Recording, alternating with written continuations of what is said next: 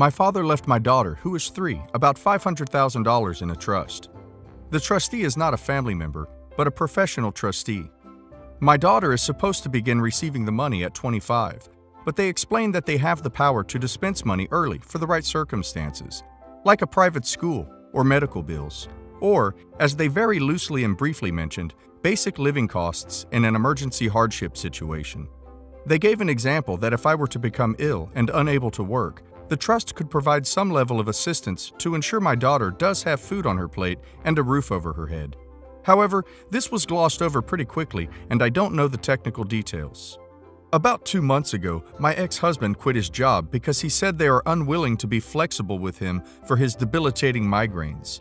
His employer told me that he claims to have migraines but has never actually seen a doctor about them for treatment, and says he has been unable to find a new job and intends to instead pursue getting on disability, but expects that to take 2 to 3 years. He says that he will soon lose his apartment. He is unable to receive most government-based assistance because he scammed that system last year, lied about income to receive food assistance, which he was not qualified, and got caught. So he has now approached the trustee and wants to use the trust money to pay for an apartment, utilities, and a car until he is approved for disability. I was especially surprised about the car portion. He says he needs money to purchase a safer vehicle because his vehicle is old, rated poorly for crashes, and does not have working seatbelts. Which is a surprise to me. Just a few weeks ago, I buckled her into the back seat when he picked her up, so not sure what exactly he is claiming there. I disagree with this use of the funds, particularly because he only has her for 6 days per month. I understand the ability to use the trust for living expenses should be limited to scenarios in which she is genuinely in danger of being homeless or neglected. And that is not the case, as I provide everything she needs now and can do so all the time if he is unable to. My father intended the money to provide her with opportunities once she is old enough to use it wisely, not to facilitate my husband's visitation and our custody agreement. Since my ex-husband has a history of committing fraud when receiving government assistance and also a history of faking illness, he lied to a previous employer to receive paid time off, claiming he was being treated for cancer when he was not. I do not trust that his intentions here are genuine. I suspect he sees the trust as a way that he can get free money so that he doesn't have to get another job. Anyhow, my question. Since the trust is for the benefit of my daughter, and she is obviously a minor, what can I do to ensure it is protected? Should I assume that the trustee has her interests in mind and will not prematurely release money for something like this? Or does it sound like there is real danger that he will drain the trust? Is it possible for me to hire a lawyer to argue that the money should be saved for her later in life, unless the circumstances are truly dire? I'm not sure if I can actually hire a lawyer and get them involved because I am not the trustee. The company is. Thank you for any advice you can provide. Do you have a copy of the trust documents? Start there. Just because your ex wants money doesn't mean the trust documents allow for distributions for him. If the trustee starts making distributions you believe violate the trust, you can hire an attorney and bring a suit on behalf of your child to stop the trustee from doing so, and maybe also replace the trustee. Talk to a probate or estate planning attorney in your area. Your instincts sound correct here, and I applaud the fact that you are looking out for your daughter's interests here. We see too many posts where parents squander their children's trusts in this sub. I would start by talking to the trustee about it. As you indicated, you are capable of providing for her just fine. The money isn't for your ex or his alleged disability. Typically, when there is going to be a disbursement, especially an early one, it has to go through the court and be approved. There is usually a hearing where the judge inquires of the person seeking the funds why they want the funds. Courts, in my experience, don't tend to rubber stamp these requests. If the trustee indicates to you that they think this is legitimate and they intend to approve the disbursement, then you should consult with an attorney, a probate attorney, specifically one who often deals with trusts and/or minors, and dispute it for the reasons you've stated here. Incidentally, if he has not sought any medical treatment for his condition, based solely on what you've written here, he hasn't even tried medication. SSA, or any disability provider, isn't going to approve disability just because he claims he cannot work. They need medical records to substantiate it. Background: my husband and I bought a house in 2016 from a bank, as it had foreclosed upon the previous owner. About a year after we moved in, the previous owner showed up at our front door and tried to push past my sister to get into the house, saying she owned it. She left after threatening to call the police, but showed up 4 or 5 more times over the next year and a half, doing the same thing. She brought the police herself once, and they told her to leave once we showed him our contracts from closing on the house. He said that if she came back, it would be considered trespassing, and included in his paperwork that she wasn't welcome on the property. Fortunately, she hasn't been back since. We invested in a Ring doorbell and security cameras near each door after the first 2 visits. After that, she brought us to housing court in 2018 to try to evict us from the house we own, but did not show up because she put our address down as her own in the paperwork, therefore never received the notice to appear since her copy was mailed to us. Fortunately, we have title insurance, and they send a lawyer to represent us for free, and the judge dismissed the case with prejudice. About a year later, she did the exact same thing but showed up to court, saying she has a certified deed to the house, so she owns it. The same lawyer represented this time, and the judge dismissed it again. The mail part. A bit over a year ago, we began receiving her monthly phone bill in the mail. She didn't just forget to change the address after she moved. There was a 2 to 3 year gap with no mail in her name. So my husband brought a few of them, unopened, to the post office, explained what had been going on, and they said they'd take care of it. Then in summer 2019, the key to our mailbox no longer worked. It turned out she brought her deed to the post office, said she lost her key, and asked them to change the lock and give her a new key. Fortunately, when my husband realized the key didn't work, he went to the post office and was able to intercept before they gave her the new key, so I don't believe she actually gained access to the mailbox. During this time, the cell phone bills never stopped, and we've been receiving more mail in her name, from a radiology office, the Motor Vehicles Association, and other random non-spam items. I worry she's trying to do the same thing again, have mail sent to our house, steal it somehow, and attempt to use it to prove residency. My husband said when he told the post office manager what had been happening, they would report it, but we haven't heard anything at all. And as I mentioned, the mail in her name has increased since then. I tried calling the post inspector's hotline, but it went to voicemail, and I've never gotten a response from any voicemail I left to them. I'm just kind of at a loss of what my next move should be. I just want this mess to be over. Contact the lawyer that has represented you and keep them up to date.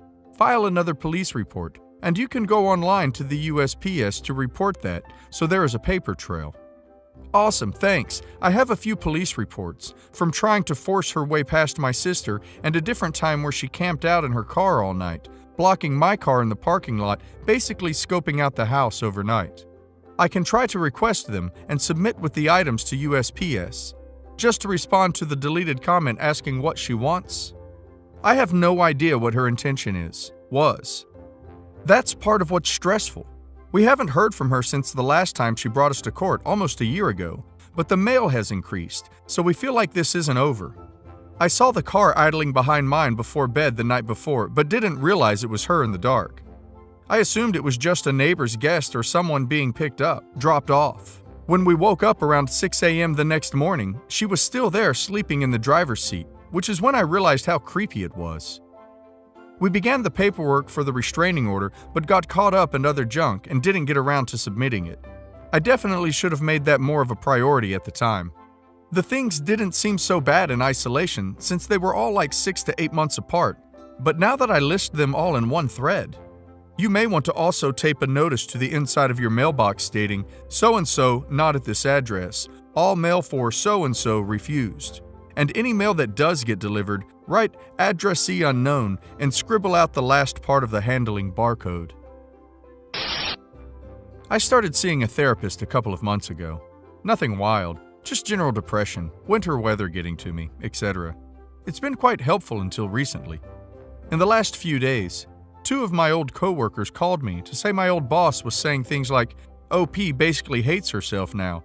I heard she's not doing well, really depressed. These were phone calls, and I didn't record anything because it was so unexpected. My old boss fired me in June of 2017. We didn't get along, general underperformance, no miscontact, just obviously didn't leave on great terms. At first, I thought it might be a friend of mine divulging things to another friend in the industry. But then, after looking up said old boss, I see that her husband is my therapist. Very common last name, so I'd never realized they were related. I realize this is obviously problematic with the therapist, but I'm not sure what to do about it. He practices out of a leased single office space, so there's no overreaching practice management, administration to report to.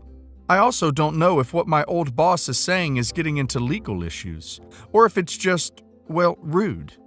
I still live in the same city and work the same type of job in a rather small, close-knit industry. So on one hand, I'm worried about word traveling around our small community, but on the other hand, I'm worried about bad blood if I make too much of a fuss. Help. Edit. I'm now feeling reasonably confident about where to start with the therapist. Thank you. However, I feel completely lost about what to do about my old boss. Contact HR at the old employer? Hope it just dies down? At this point, I have no proof that I could show. Just saying I got phone calls, and I don't really want to pit my old coworkers against their boss if that can be avoided. You can lodge an ethical complaint against his license to practice psychology. It's an absolute violation, and while you may not have known that your boss and therapist were married, your therapist may have, which is another ethics violation. Edit. Just for your edification, here are the ethics violations within your situation so far. Referring to you by your name or other identifying details to someone not directly involved in your care. Acknowledging you as a patient in general.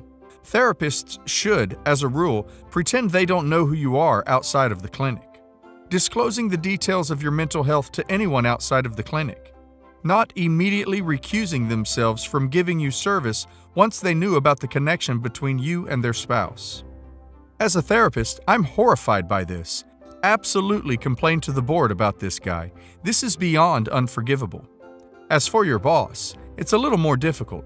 Not sure legally what you can do about someone gossiping. I mean, are they slandering you? I have questions I haven't seen asked. Do you know if your ex-boss helps out at her husband's solo practice in any capacity? I used to work for an OB/GYN where this was the case, so it's not unheard of in smaller practices. I see three possibilities here. Your ex-boss helps her husband out at his practice and has access to patient records, which makes her bound by HIPAA regulations. She accesses your records and divulges your information. They both get in trouble for HIPAA violations. It's his practice, so he's responsible too. But it's not necessarily an ethics violation on his part. Your ex-boss doesn't help out at his practice, but accessed your records anyway. He's in violation of HIPAA for not ensuring physical security of patient records and possibly letting her know that you are a patient at his practice. She's in trouble for illegally accessing your records. It may be an ethics violation on his part, depending on how she found out he was your therapist. Your therapist told your ex-boss everything. He's in trouble with HIPAA laws and the ethics board. There's clearly been a HIPAA violation, so report that first. Then file a complaint with the appropriate state licensing board. They can investigate potential ethics violations and any state-level laws that have been violated as well. New development summary. There's still a lot of slow bureaucratic stuff going on, but the most satisfying news is that my therapist is no longer practicing. I even saw the place he practiced out of listed as for sale on a real estate website while doing my own house hunting. New developments continued. Therapist was chatting about a client, me, to his wife, my old boss, that, it seemed, he really didn't know was his wife's old employee. Large company, closely knit, but not minuscule industry. I have a very peculiar family dynamic, so I think he talked about that. However, enough bits and pieces of identifying info came up that she suspected it was me. Unbeknownst to him, she found my paper records in his office and dug through them. Then thought it was a great idea to tell my old coworkers that I was depressed and had family issues. Neat. One of my coworkers put in her 2 weeks because of a relocating spouse shortly after. then agreed to write a formal statement of what she heard, which also helped a lot. Understandably, no one else was willing to because the company's already laid off so many people in the last year. Resolution in process. Therapist seems to be less in the wrong than I thought he was, though still in the wrong. Old boss is still awful. Therapist likely to receive some sort of reprimanding for both talking to his wife about me in that level of detail as well as insecure record keeping. I don't know if he'll practice again.